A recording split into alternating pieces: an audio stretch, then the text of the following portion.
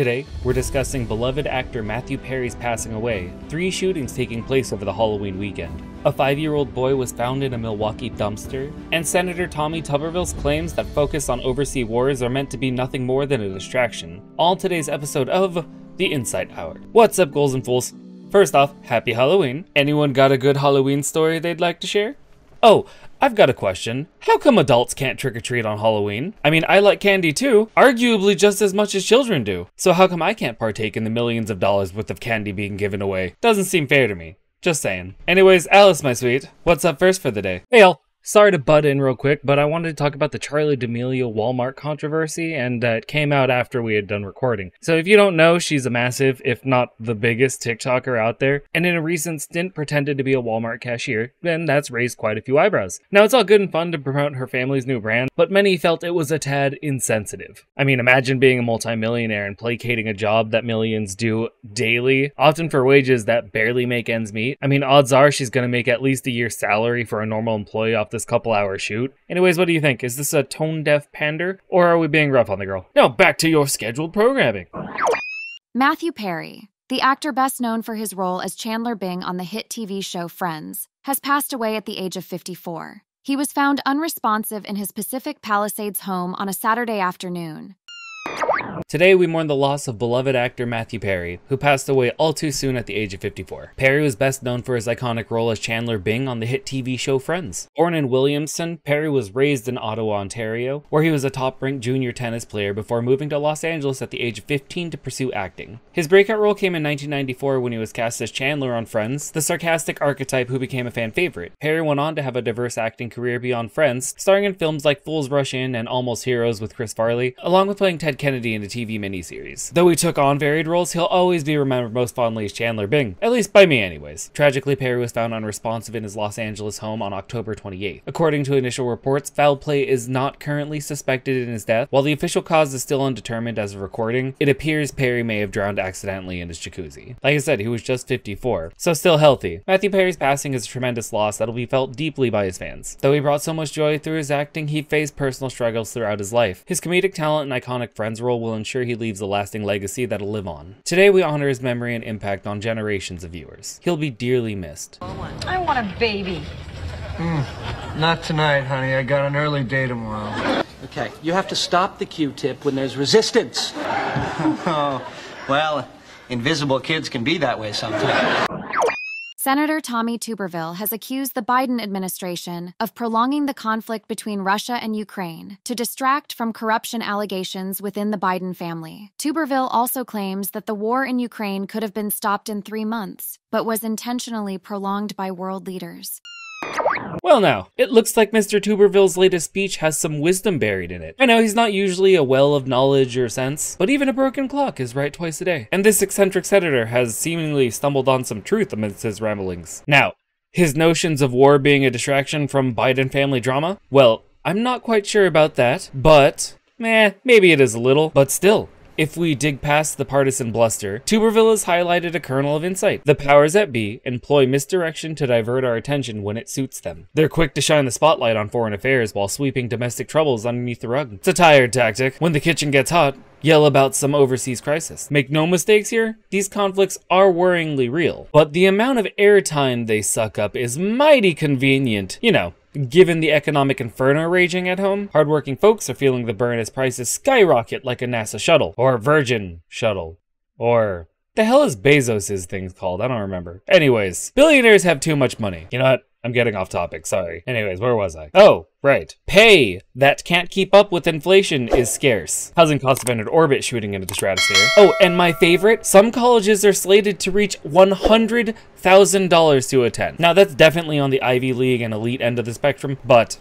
well, trickle-down works in some areas, so expect all the other institutions to adjust accordingly. Yet, not a peep from Washington about this crisis, since they'd rather keep our eyes fixed abroad. Oh, yeah, gas is like almost $6 a gallon near me again, so there's that too. It's easier to point a finger overseas than admit they stoked a fire here under their own people. Let's be clear for a second. War is a terrible plague upon humanity. Full stop. But with our economic nosediving, The microscope on these global conflicts just seems suspiciously opportune, sort of like a magician's distraction. Look, nothing in my hand. I don't know if I'm standing in the right spot anymore, but oh my god, something in my hand. I'm a magician. Wow. Perhaps Tuberville is nuttier than a June bug, but that's not for me to say. But his latest comments are onto something. Maybe this nonsense will spur citizens to finally discuss the domestic hardships that truly matter, but will affect us, directly affect us. You know, I guess this war is affecting our oil prices, which is affecting other things, which is affecting this, which is affecting that. But you know what? They don't look at it from that lens. Foreign affairs are dominating the headlines, but we can't ignore the war against inequality and suffering here in our backyards. Tuberville's aim may be a little wild, but like, he almost hit the mark. Like I said before, broken clock. But it must be that time of the day. I don't usually agree with his conclusions, but in his own misguided way, Tuberville underscores that domestic problems can't remain on the back burner while international drama takes center stage. So what do you think? Should we devote all this attention to national affairs? Let's discuss. Over the Halloween weekend, there were 3 tragic shootings that occurred in different parts of the United States. The incidents took place in North Lawndale, Chicago, Tampa, Florida, and Indianapolis, Indiana. Alright, so here we've got 3 tales of terror to tell about this Halloween weekend. Our first stop is in the not-so-windy city, where a Chicago party turned into a nightmare on Elm Street. 15 partygoers ended up catching a bullet instead of catching a buzz when an expelled partygoer returned with a gun. The Chicago PD tried to contain the terror, chasing down the suspect before he could disappear into the night. Now, we head down south to the Sunshine State, where the sun wasn't the only thing burning bright. A war of words led to a war of weapons between 2 groups in Tampa, leaving 2 dead and 18 wounded. Tampa PD had 50 officers on site when the bullets began to fly. The cops managed to trap one of the suspects, but questions remain as the investigation continues. The mayor thinks this is less a cop problem and more a gun problem. He says some people are suiting up with guns more often than they're suiting up with Spider-Man suits this Halloween. The last spooky stop is Indianapolis, where a haunted Halloween house party became a house of horrors. 9 injured and 1 killed.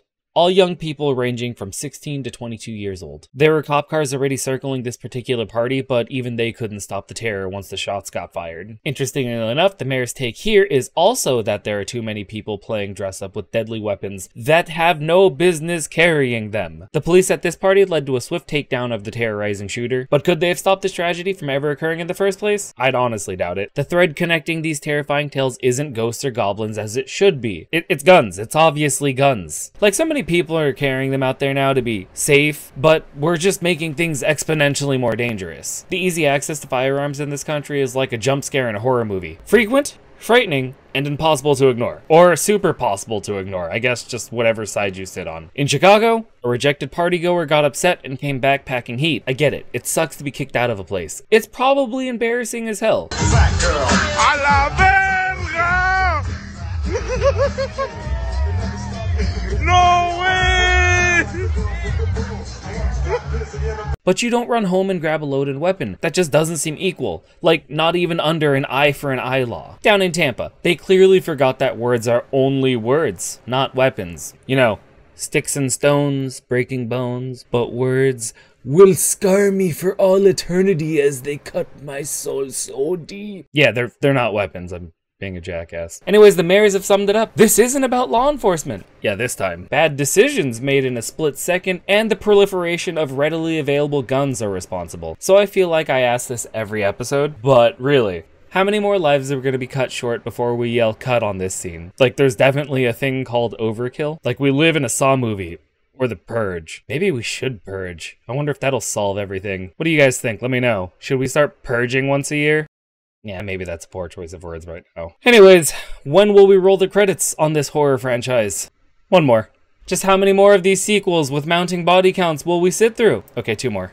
Politicians talk a bit game about change, but it seems more Hollywood than reality at this point. Talk is cheap. Conversations without change are a haunted house without scares. We've been discussing this issue for years, and yet here we are again. So what do you think? How do we, or how can we, or can we even, rewrite the ending to this season of American Horror Story?